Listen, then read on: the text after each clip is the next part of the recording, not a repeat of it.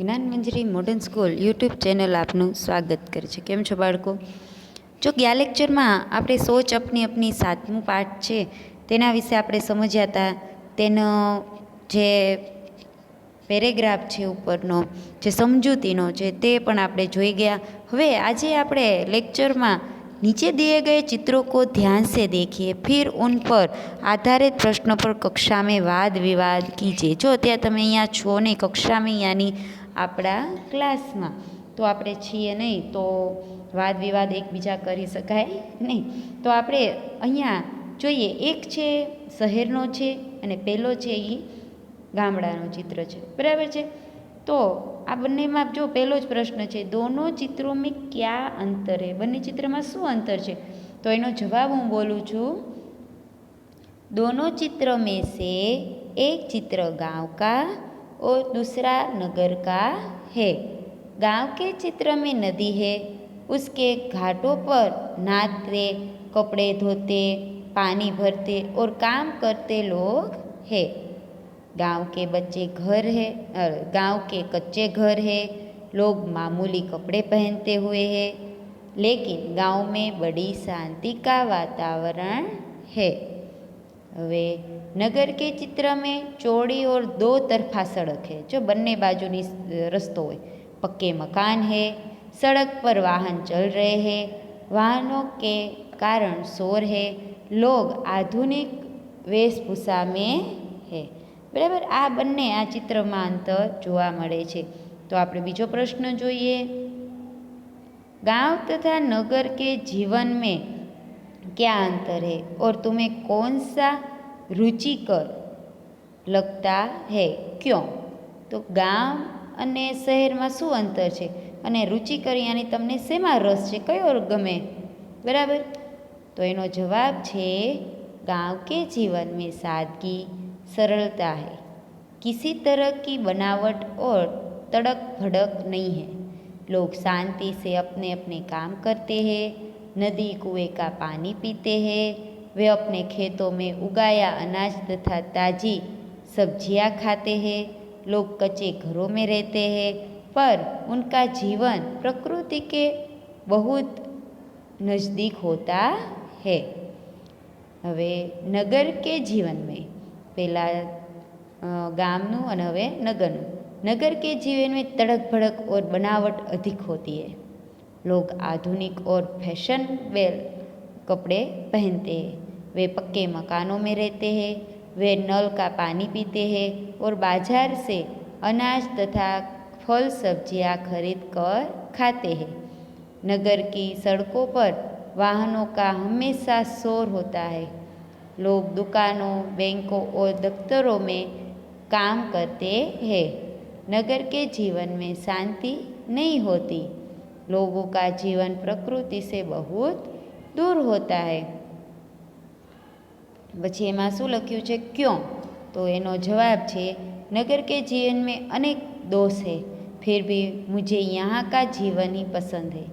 यहाँ के लोग शिक्षित और प्रगतिशील होते हैं. नगर में अच्छे स्कूल और कॉलेज होते हैं. इनके कारण मनपसंद शैक्षणिक योग्यता प्राप्त की जा सकती है. अनेक संस्थाएं, पुस्तकालय यदि आदि व्यक्ति की योग्यता बढ़ाने में सहायक होते हैं. उन्नति जितने अवसर नगर में है उतनी गांव में नहीं. इसलिए मुझे नगरीय जीवन ही रुचिकर लगता है. બરાબર છે. જો તમને શહેર કરતાં ગામનું જીવન વધારે ગમતું હોય તો એના ફાયદા તમારે લખવાના છે. આગળ છે, क्या तालाब का जल पीने के लिए योग्य है, यदि नहीं तो क्यों? तो एनो जवाब है, तालाब का जल पीने के लिए योग्य नहीं होता. तालाब चारों ओर से बंद होता है, उसमें चारों ओर से बाहर की धूल मिट्टी गिरती है. पेड़ों के पत्ते गिरकर सड़ते रहते हैं. लोग तालाब के किनारे कपड़े धोते हैं और जानवरों को नहलाते हैं. यह सारी गंदगी तालाब के जल में दूषित कर देती है. यह दूषित जल पीने पीने से हैजे, पेचिस आदि तरह तरह की जानलेवा बीमारियां होने की पूरी संभावना होती है। इसलिए तालाब का जल पीने के योग्य नहीं होता। बराबर छे। અહીંયા આપણા પ્રશ્ન પૂરા થઈ ગયા છે એના જવાબ। હવે આગળ શું છે? નીચે दिए हुए मुद्दों के आधार पर विज्ञान वरदान या अभिशाप इस विषय के एक पक्ष पर अपने विचार कारण सहित प्रस्तुत कीजिए। तो जो आ बधा मुद्दा एम आववा जोईए અને આ તમારે જે હું મોકલું આ 3 પ્રશ્નો છે એના જવાબ પાકી બુકમાં લખવાના છે, પણ જે આ છે વિજ્ઞાન વરદાન યા અભિશાપ એ તમારે નિબંધ બુકમાં તમારે હું ફોટો પાડીને મોકલું ત્યારે તમારે એમાં લખી નાખવાનું છે। તો એમાં જો મુદ્દા છે પ્રદૂષણ, बिजली, अंतरिक्ष की खोज, डॉक्टरी सुविधा, दूरभाष, कॉम्प्यूटर, परमाणु बम, पिस्तौल, यातायात, ग्लोबल वॉर्मिंग એટલે આ બધું છે એ તમારા નિબંધમાં એટલે વિજ્ઞાન વરદાન યા અભિશાપમાં આવી જવું જોઈએ। તો એનો ફોટો પાડીને હું તમને મોકલીશ, પણ અત્યારે અહીંયા હું તમારી સામે રજૂ કરું છું। તો लखवानो एमा प्रत्येक वस्तु के 2 पहलू होते हैं।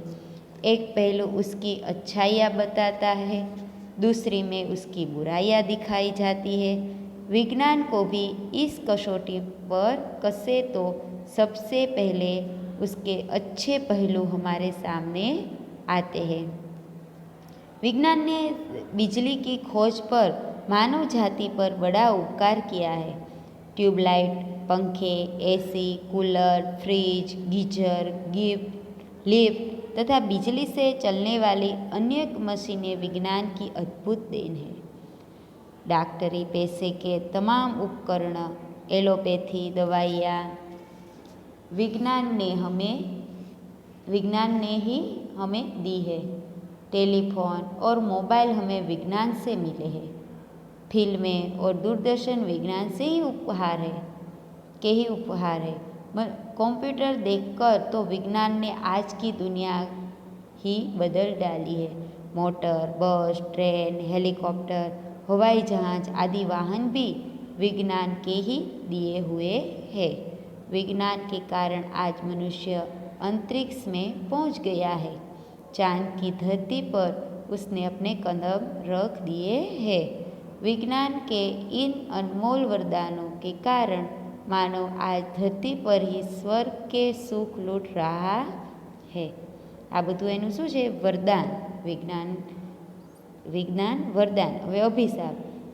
इन सब वैज्ञानिक आविष्कारों के साथ ही विज्ञान ने बंदूक, पिस्तौल, परमाणु बम जैसे हिंसा और विनाश के साधन भी हमें दिए हैं। विज्ञान के कारण आज जल, थल और वायु में प्रदूषण भी बढ़ा है। इनमें संदेह नहीं है कि विज्ञान के अभिशाप है, परंतु विज्ञान के वरदानों की तुलना में उसके अभिशाप खतरनाक होने पर भी कमज़ोर पड़ जाते हैं। सच तो यह है कि यदि विज्ञान न होता तो मानव जाति आज भी वही जीवन जीती जो आदिकाल में जंगलों में रहने वाले लोग जीते थे। इसलिए हमें विज्ञान को वरदान और आधुनिक वैज्ञानिकों का आभार मानना चाहिए। उनके प्रयत्नों से ही हमें वैज्ञानिक सुविधाएं मिलती है। पछी जो अहींया कौन शक्तिशाली है, कलम या तलवार? ते पण આપણો એક નિબંધ છે, તમારે લખવાનો છે। તો તેનો ફોટો પછીના લેક્ચર પછી મૂકવામાં આવશે, પણ અત્યારે હું એના વિશે રજૂ કરું છું। કલમ યા તલવાર दोनों में से कौन शक्तिशाली है તમારે વિચાર કરીને કારણ સહિત લખવાનું છે। તો એમાં શું આવે? कलम लिखने का काम करती है, तलवार युद्ध में काम आती है। कलम के साथ दिमाग की शक्ति जुड़ी है, तलवार के साथ शारीरिक बल जुड़ा है। कलम कविता, कहानी, उपसंहार, जीवन चरित्र आदि लिखती है। तलवार गले काटती है और खून बहाती है। कलम आनंद देती है, उससे समाज में सुख शांति का प्रसार होता है। वो लोगों के दिल जीतती है, वो बुरों को अच्छा बनाती है। रामायण पढ़कर कितने ही रावण राम बन गए। गांधी जी की आत्मकथा ने कितने ही बुरे लोगों को अच्छा बना दिया। व्यास, वाल्मीकि, कालिदास, तुलसीदास, रविंद्रनाथ टैगोर, शेक्सपियर आदि कलम के कारण मरकर भी अमर हो गए। कलम ने कई सिंहासन पलट दिए हैं। फ्रांस की राज्य क्रांति रूसो, वाल्टे की कलम की ताकत से ही हुई थी। तलवार रक्षा का साधन जरूर है, पर उनकी शक्ति कुछ समय तक ही रहती है। कलम की शक्ति युग युग तक छाई रहती है। इसलिए मेरे विचार से तलवार की अपेक्षा कलम ही अधिक शक्तिशाली है। जो दी गई सामग्री पढ़िए, उसके आधार पर प्रश्नों के उत्तर दीजिए। जो અહીંયા બહુ દૂર જન્મ લે રહા હે ધરતી જૈસા ગ્રહ એવું પેરેગ્રાફ આપેલો છે, એના વિશે નીચે પ્રશ્નો છે। અંતરિક્ષ की किस घटना से वैज्ञानिक उत्साहित है। तो पहला તમારે પેરેગ્રાફ છે બહુ દૂર જન્મ લે રહા હે ધરતી જૈસા ગ્રહ, એના એ તમારે પેરેગ્રાફ વાંચી લેવાનો છે। એના જવાબ હું અત્યારે બોલું છું। अंतरिक्ष की किस घटना से वैज्ञानिक उत्साहित है। तो इनो जवाब है वैज्ञानिक इस घटना से उत्साहित है कि अंतरिक्ष में पृथ्वी जैसा एक नया ग्रह जन्म ले रहा है। बीजो प्रश्न है पृथ्वी जैसा ग्रह बनने के लिए अंतरिक्ष में किस प्रकार की स्थिति होना आवश्यक है। तो इनो जवाब है पृथ्वी जैसा ग्रह बनने के लिए यह आवश्यक है कि अंतरिक्ष में पानी मौजूद हो, इसके साथ धूल मिट्टी की परत हो, ऐसी चट्टानें हो जिससे पृथ्वी की ऊपरी परतों का निर्माण हुआ है। આગળનો પ્રશ્ન છે રેખા ખીંચકર સહી જોડે મિલાઈએ। તો એની સામે જવાબ લખવાનો છે તમારે। तो जो 424 प्रकाश वर्ष, तो एनी सामे शू आवशे पृथ्वी से नए ग्रह की दूरी बराबर। पछी छे 1.6 करोड़ वर्ष यानी नए ग्रह की उम्र। 10 करोड़ वर्ष तो पूर्ण ग्रह बनने में लगने वाला समय। स्पिट्जर स्पेस यानी नासा का टेलीस्कोप कैरी से यानी वैज्ञानिक है। આગળનો પ્રશ્ન જોઈએ। उदाहरण के आधार पर उपसर्ग लगाकर शब्द पूर्ण लिखिए। तो आ उदाहरण है एमां बधाईमां આગળનો शब्द लगाड़वानो छे। भिन्न तो विभिन्न बराबर है। एवी रीते देश तो विदेश, पक्का तो अधपक्का, जो एमां ऊपर लखेला ज छे। पछी गम तो दुर्गम, योग तो प्रयोग, जीव तो निर्जीव, बल तो निर्बल, समझ तो गैरसमझ, सुविधा तो असुविधा, वांछित तो अवांछित। આગળનું છે उदाहरण के आधार पर प्रत्यय लगाकर शब्द पूर्ण लिखिए। जो नियम इत, नियम वत्ता इत बराबर नियमित, एवी रीते आपणे लगाड़वानो छे। तो नियम छे तो नियमित, तो विदेश तो विदेशी, प्रकृति तो प्राकृतिक, पुत्र तो पुत्री, लापरवाह तो लापरवाही, चंचल तो चंचलता, यत्र तो यात्रिक, मानव तो मानवता, हंस तो हसी। आगळ छे चित्र के आधार पर काव्य की रचना कीजिए। तमारे अहींया चित्र आपेलुं छे, तमारे काव्य बोलवानुं छे। તો શું છે? ઘડી લગી દીવાર પર ટીક ટીક કરતું ચલતી હે. તો આગળ શું આવશે? घड़ी लगी दीवार पर टिक टिक कर तू चलती है। दिन हो चाहे रात हो, जाड़ा या बरसात हो, कभी नहीं तू रुकती है।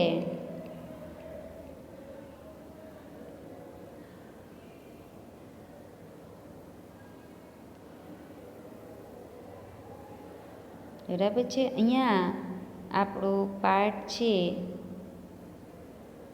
એ પૂર્ણ થાય છે. આવતા પાઠમાં આપણે માં કહે કહાની જે કાવ્ય છે તે આપણે સમજવાનું છે. બહુ સરસ કાવ્ય છે. શબ્દાર્થ અને અભ્યાસ પણ જોશું. અને આ પાઠ પૂર્ણ થયા બાદ તમારે થોડુંક વ્યાકરણ કરવાનું છે. વ્યાકરણ કરાવી દઈશ. બરાબર છે? એના પછી મમતા પાઠ છે, બહુ સરસ પાઠ છે, તે પણ જોવાનો છે. તો હવે આપણો કોર્સ છે એ બહુ કાંઈ બાકી છે નહીં. વ્યાકરણ નિબંધના ફોટા મોકલી દઈશ. અને વ્યાકરણ અને આ પાઠ, બે પાઠ આપણે બાકી છે, 8મો અને 9મો. શાંતિથી ધીમે ધીમે ચલાવશું. અને જો તે પણ ચલાઈ જાય તો ફરીને, જેણે પહેલાં કાવ્યથી જેણે નથી વિડીયો જોયા, તો ફરીને તે વિડીયો મૂકવામાં આવશે. રિવિઝનના જ્યારે એક્ઝામ આવશે ત્યારે રિવિઝનના વિડીયો મૂકવામાં આવશે. તો એ વિડીયો પણ ત્યારે જોઈ લેવા. બરાબર છે? એટલે જે પહેલાં જે લેક્ચર જેને ભરી ન શકી શક્યા હોય, વિડીયો મોબાઈલ ન હોય, કોઈને નેટ ન હોય અને વયા ગયા હોય, તો ફરીને રિવિઝનના ઓલામાં જોઈ લેવા અને સમજી લેવા. અને હા, તમારે અત્યારે પેપર તમે ઘરે લખ્યા છે તો સ્કૂલ કદાચ ખુલે તો અહીંયા લખવાના આવશે. એટલે મહેનત ફરજિયાત બધાએ કરવાની છે. અને બધા બુક છે એ સમયસર જ્યારે બોલાવવામાં આવે ત્યારે તમારે અહીંયા આવીને સારી રીતે ચેક કરવા દેવી.